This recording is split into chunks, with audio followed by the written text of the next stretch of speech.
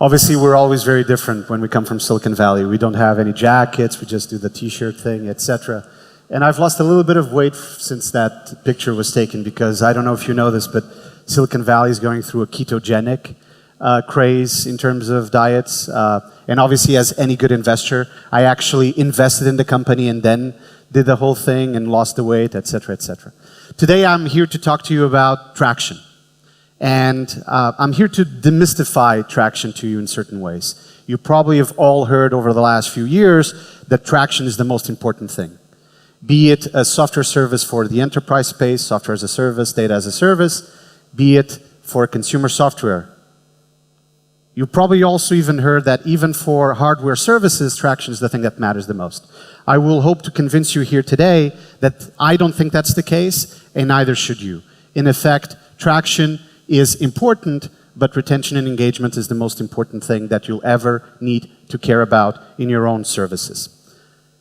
I'll start with a warning and with a request. The warning is, initially this was prepared for a Stanford MBA class that I am a guest lecturer to. So as you can assume, there won't be a lot of really cool pictures and videos and all this cool stuff. So you won't see that in my presentation today. I think what you will get in return is that you'll get a lot of actionable content, hopefully that you can bring back to your own companies, to your own realities, and to your own lives. The second thing, which is a little bit more of a request, is I'm in some ways a little bit of a contrarian. I like questioning why. If something has always been done the same way, I'm the first guy who's going to say, why is that, right? I'd like to understand why has it always been done like that. And so I'm the person that will go through the process and we'll have a little bit of critical thinking around what is working and what is not working. And I would ask the same from you today. So look at my presentation and have questions. And propose those questions to me. I'll hopefully have a lot of time to answer some of these questions by the end. Let's start with my intro so that you know why are you actually listening to me today. I have the oddest career that anyone you can meet in Silicon Valley. Most people in Silicon Valley are either entrepreneurs turned investors, or they're people that have done the same thing for the last 10 years. They're highly specialized in a specific way. I've been across growth on both sides for most of my life. And growth for me means product management, product strategy, product planning, and the inorganic side, business development and corporate development. M&A, investment, partnerships. It's almost like a dirty thing. I do deals, and then I help do products. And normally people that do products don't do deals, and vice versa. I've done this in over 35 countries in the world. I've lived in Beijing before I lived in Silicon Valley for the last 7 years. I lived in London before that. I'm originally Portuguese. My name sort of gives me away. And lately, I'm doing two things. I founded a venture capital fund called Strive Capital, of which I'm still the managing partner and CEO. Our first fund was very much focused on the mobile app ecosystem. We were contrarians back then. In 2010, we said, there is an app economy, we want to invest in it. Our fund has done very, very well. Now everyone says we were brilliant. At that time, we were just ballsy, I guess. And more recently, I joined the venture fund called Grisham Robotics as a venture partner. And Grisham Robotics does another contrarian thing, which is we only invest in smart hardware. And we're a classic Silicon Valley, Sand Hill Road venture fund.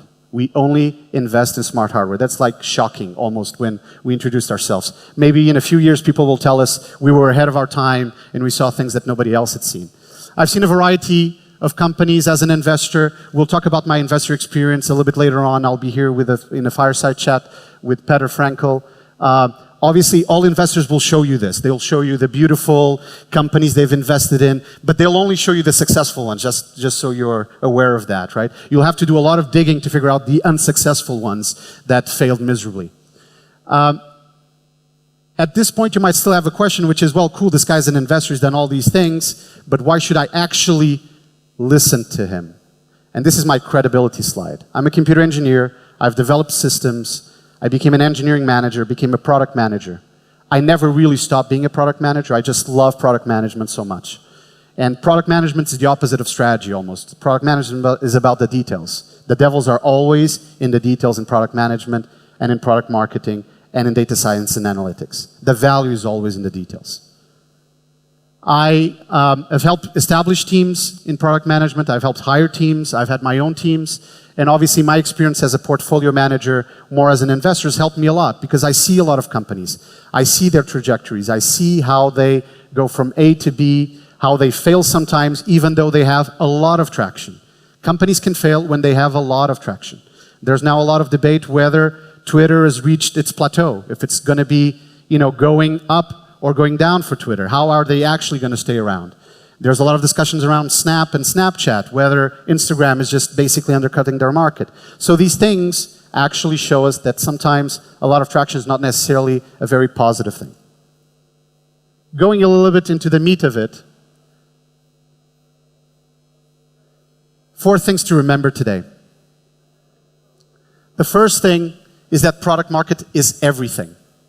It's basically everything. That you have an audience that really likes your product and is totally addicted to your product in some ways. Let's use a very easy paraphrasing of what that means, is really, really important. That said, product marketing is not static. It's actually dynamic. So what got you to a certain level might not be,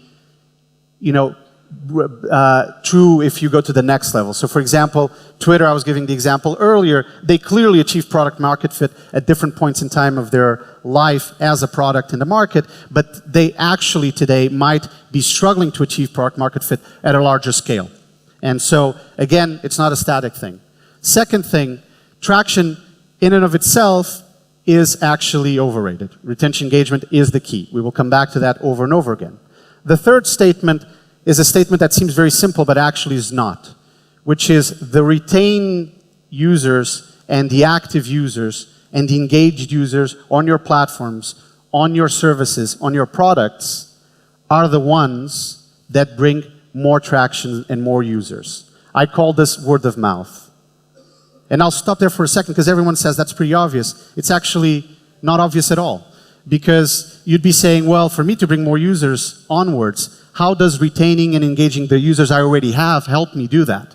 But it does. It helps a lot. We'll see a case study and I'll show you how that actually happens. And finally, everyone would say, well, day one, I want to have a great product team. I want to have a great engineering team, great designers. I'll do a version 1.0 that is amazing, right?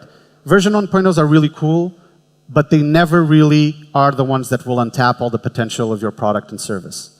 So actually building an iterative product management, product analytics, and product marketing process that is aligned with how you do engineering is very, very, very key. And this is not about brilliance all the time. It's not about people that just have these magnificent ideas once in a while. It's about sweat. It's about craft and science. It's painful. It's about problem solving. It's about looking at numbers initially that you don't quite know, even if the numbers are right or not. So even data quality in day one is a little bit of a pain in the neck. So why are we here today? We're here today in this brave new world because of something called Agile software development. Agile software development has been around for a long time. Any computer scientist or engineer knows that. It was called iterative model way back when, but it's basically taken shape in the world of the internet where we want to deploy software much quicker on web pages. So the late 90s is when Agile software development actually became, du jour, so to speak, right? And at the end of the day, if we look at what Agile software development has become for us, it's actually become a really interesting enabler for this world where we want to be a lot more fact-based in our decision-making. What I mean by that is, in the old world of enterprise software, you develop something, and at the end of the day, you would go back and say, okay, every year or so we need to do maintenance. So we need to look at the logs, we need to look if there are bugs in the software, if there's something going on that doesn't quite work, etc., etc. At the very best, every year, 2 years, you do a major release with some updates. Again, you'd need to look at that data to figure out what have our users actually been using on that and what are they not using. But data was very static in some ways. You didn't need a lot of data because you actually didn't need to make a lot of decisions. You know, it was really very long cycles of maintenance and update. Agile brought us the importance of data because we're making releases sometimes on a daily basis, weekly basis, every 2 weeks. We need to know what's happening to our product. We need to know how the market is reacting to it. Again, be it consumer markets or being enterprise markets, what are people using, what are people not using? What features should we build on top of this? What should we not build? And so data has become really important, and that's really cool because data is very helpful. It allows us to be fact-based in our decision-making. And I'm sure some of you in this room are engineers. The best and easiest way to convince an engineer is with facts, right? You can be a business person and try to convince them just by being very nice, etc. But if you have facts, you can convince an engineer. The second thing that's been really, really cool about the Agile software development movement in its broad range, obviously there's a lot of things out there, Scrum, extreme programming, and other things, is it has effectively allowed for a process that is intrinsically iterative. And that changes your whole organization. Your marketeers need to be at the table on these weekly meetings or bi-weekly meetings. Your business development people need to be at the table as well. So all these interactions are happening much, much faster, and they're happening in concert with the rest of the organization, which for me is really, really exciting and interesting. The last thing I would say on this slide is Agile is not the answer to everything. If you're planning your infrastructure, if you're thinking about what's next, should I go AWS Cloud or Google Cloud? Should I basically make this decision on my architecture or go with something totally different? What tools should I use, etc.? There is planning that is required. Agile does not mean you need to be lazy. Agile is not about throwing stuff at the wall and basically looking at it and see if it works or not. Agile is about thinking of experiments, putting them in a product, and then testing and seeing what happens, right? That's what Agile is powerful at. So let's go through a little bit of a case study. I promised one. This is a real company. The numbers are not fully real, but it's a real company. It's a consumer mobile app in the productivity space. They launched, and in 2 months they got 1,000 downloads. They had 300 MAUs, which is monthly active users, and they had 100 daily active users, right? Now you look at those numbers, and at this stage you're probably thinking, not an outright success for sure, right? I mean, 1,000 downloads in 2 months, they didn't spend any money, but still, not really great. Then you look at the retention engagement numbers, and you're like, well, 300 MAUs and 100 DAUs doesn't sound like much either, right? And if you start thinking about what the numbers actually mean, it might be a situation where actually they're not that bad. So one thing that is often confused in our industry in particular is numbers mean a bunch of very specific things, but they're not actually correctly interpreted, right? So, for example, there's missing information here. The 1,000 downloads, how many people actually opened the application for the first time and had a session, right? If it was only 400 people that opened the application for the first time and had a session, 300 MAUs is not a bad number, actually. It's a pretty good number, right? Because MAUs is measuring how many times that person went into the app for a session in a month, right? So actually that would be a very good number. But in this case, actually, these are crappy numbers, just to be clear, okay? These are crappy numbers, but still you need to understand the story behind the numbers that you're faced with. Within 1.5 years, the company reached these numbers. They had 1 million downloads, they had 400K MAUs, 100K DAUs. And at this stage, this is interesting. Because, 400K MAUs, 40% MAUs to downloads is a very, very good number. And DAUs to MAUs, again, this is a productivity tool. This is not a social network, right? DAUs to MAUs of 25% is a really, really good number. Actually, these numbers are so good that these guys at that point in time were 95th percentile on their cohort on productivity. So it means they were some of the best. They had some of the best numbers in retention engagement in the market for their category, okay? And then something magical happened. They started scaling fast. And now I would ask, I don't know how many people are going to do this for me, I would ask how many people here around the audience think that in 6 years' time from launch, so 6 years from launch, these guys are going to be at 20 million or below downloads. Put your hands up if you believe they're going to be at 20 million downloads or below. Okay. 20 to 50 million downloads. 50 to 80. 80 to 100. Above 100. Okay, cool. Seems like the whole room is totally divided. A normal distribution. They were at 100 plus, so they were above 100 actually. And they did this with 0 marketing spend. They never spent a dime on paid acquisition. And at this stage, you're like, yeah, this is a really cool success case study. We'll come back to the success part in a second. What happened around the 1.5 years and then later on around the 3 years is their numbers on retention and engagement were so high that you just could look at their chart and look at their traction numbers going like this. So their inflection point was directly correlated, if you look just at information, with when they achieved significant retention and engagement that was well above their cohort. So when I go back to the thing I told you at the beginning, the whole word of mouth thing, it happened. Now, we don't know exactly how it happened. We don't know how people were telling each other about this app and how it actually manifested itself. We couldn't fundamentally measure. What we could measure was retention engagement and how it compared with other applications in the market. Now, remember I told you that basically this is a great case study, but somehow there's a trick question in here somewhere. Were they successful or not? They were not. They were not successful, and I'll tell you why in a second. This company eventually ended up getting sold. It was an okay sale. It wasn't really a sale for someone that had 100 million users. They almost failed fully. And the reason why they failed fully is during all these magical years of great, great numbers and retention engagement, nobody in the company was actually paying attention to measuring it. Till this day, nobody's ever told me what segments were using this application. Till this day, I still don't know why they were making decisions on product and changing the product around, because nobody was measuring anything. They were just looking at the numbers and they were very happy. And this is actually the curse of the winner. If you win and you win really big, but nobody's measuring anything and nobody's actually trying to do different things to the product around retention engagement, effectively nothing really happens.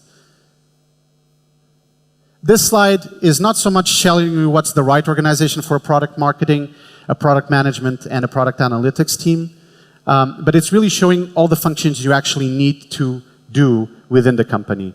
The first one is around analytics operations, and there we have all the things like user feedback, user interviews, tool selection, customization, so just getting the infrastructure ready in terms of tooling. Segmentation. There is, for me, a huge question around segmentation. Everyone's like, loves demographic segmentations. I don't understand why. I think it's been proven now that usage-based segmentations are much more powerful.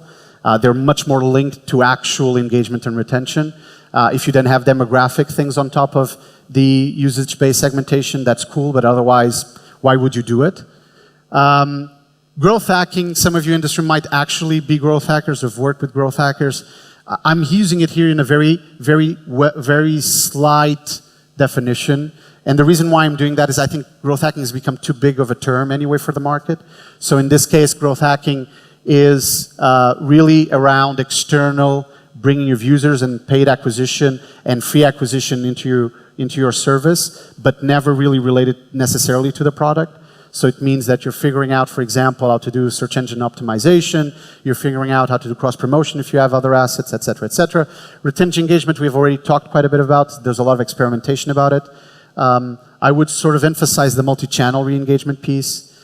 There was this funny email I would get once in a while from a company that I used to use. This was actually hardware and software, and they would send me this really nice email with a little puppy on it saying, we haven't seen you in a while. And I was like, what's the point of this email, right? The product guy in me was just pissed off at that email. It's like, you're sending me an email that has a photo of a cute puppy saying that I should go back for what reason, right? I mean, why? Because you have a puppy in your email, right? So actually, when you think about re-engagement channels, you need to think about actual utility value of the email itself. Saying, these friends of yours have joined this, our service. We have these new features out that are doing this cool stuff, et cetera. So think very thoroughly through the utility value of what's going on. One of my previous investments, a company called Everpix, which unfortunately actually sort of semi-failed, were the first guys that came up with this notion of, they basically stored all your photos and they did a lot of semantic analysis on it, et cetera. They came up with this notion of sending you an email saying, 3 years ago, these are the photos that you've seen. And I guess you guys will recognize that because Google Photos is doing that now, and so is Amazon, right? So everyone's doing that now. These guys were doing that in 2012, right? They were sending you emails saying, these are, 1 or 2 photos that we saw, that you basically had this experience 3 or 5 years ago. So that's actually a good email. There's utility value, it's linked to the service, it brings me back to the service, et cetera, et cetera. So some of you might still be saying, well, yeah, it's very cool. I'm not sure I totally buy your whole word of mouth part where retention engagement gets to a certain level and then magically people start coming into my service. So even if you don't buy that, even if you disagree with me on that, it does not matter because I am still right. And the reason why I'm still right is this reason here, right? And it's irrelevant what the source is because this is actually always true. It is more costly to acquire users than to retain them. Now, you could say there are users that are on my platform that might make me lose money. That's a problem with your pricing. It's not a problem with the users, right? But in general, if we look at this, the cost of acquisition is always higher. It might be 5x, it might be much more than 5x. Depends on the service. Also, the amount spent by users and customers is very different from a retained user than from a new user they want. I mean, Dropbox used to tell us that at the end of the day, if they had someone on their freemium version for a year or so, the likelihood they'll become paid customers was incredibly high, and then the customer lifetime value for those guys was incredible. So it's very important that people stay around in your platform. Some will ask me about virality. I mean, my 10 seconds on virality. Virality is really cool. You can measure it with virality coefficient on your services. Very difficult to do really well. I think virality needs to come necessarily from your user flows and from your product, so it's not something you can just create out of the blue that has no linkage to anything else. And so it's cool if you have it, it's cool because you can measure it, but it shouldn't be the aim of it. I mean, some of the examples I gave here today had no virality coefficient whatsoever. So takeaways, and just to finish before I take your questions, the font's a bit messed up, huh? Are the following. So basically, number one, back to the point I was making, at the end of the day, we think that product market fit is the key to all of this. If you have an audience that is willing to support the business model you've chosen, be it advertising, be it, paying for a subscription, whatever is your business model, and they're there, you have the right to exist. I know this seems very basic, but it's true. If you don't, at any point in time, as you're scaling, then you don't, unfortunately, have the right to exist. Monetization can come earlier or later. I mean, obviously, we as investors look at monetization quite a bit on the enterprise space earlier on, less so on the consumer space, but it's actually can be hampering in your development. I've seen cases where you start to monetize too early on the consumer side, and actually what happens is you never really get to the right amount of traction, retention, and engagement that you need to do to be appealing, and that actually might even destroy the chances you have of raising money. The traction piece, the only points I would make there is paid acquisition. You should only do it once your funnel is very stable. Don't basically go into it and become aggressive about it very early on because you're going to put people into your funnel and they're just going to drop out at the end. Secondly, free. People love free, right? They're like, yeah, TechCrunch has written an article on me. I'm going to have a bunch of downloads, or I'm going to have a lot of people going to my website and doing a trial on my software as a service client, et cetera, et cetera. It's actually very cool, but it only generates traction in that moment, and sometimes that traction is not even very good. So it actually generates a spike that might not actually lead to any retention or very little retention on your service. The other type of free that is driven by business development is also great, but as we know, deals take a while to execute on. And the last point, and again, I'll come back to that just to leave that ingrained in your mind, this is a game of sweat, blood, and tears, right? I'm not saying that if you put it all in, the sweat, blood, and tears, your services will still be successful. I cannot guarantee that, but this is when you'll have a chance of being successful. And so I'll leave you those parting gift. Sweat, blood, and tears, and product marketing and analytics is the key to all of this. Don't forget retention engagement, not traction. Thank you.